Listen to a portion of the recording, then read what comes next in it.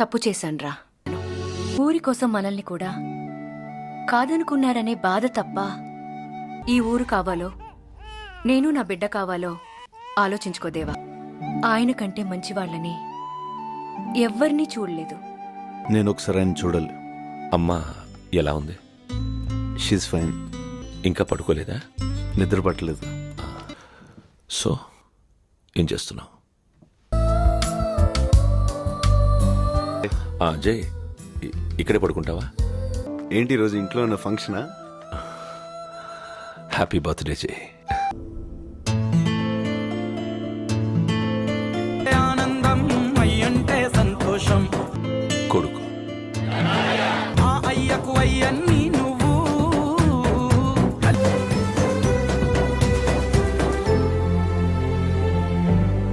లాలి అనలేదే చిన్ననాడు నిన్నెప్పుడు గుణము కలిగిన అయ్య కొడుకుగా.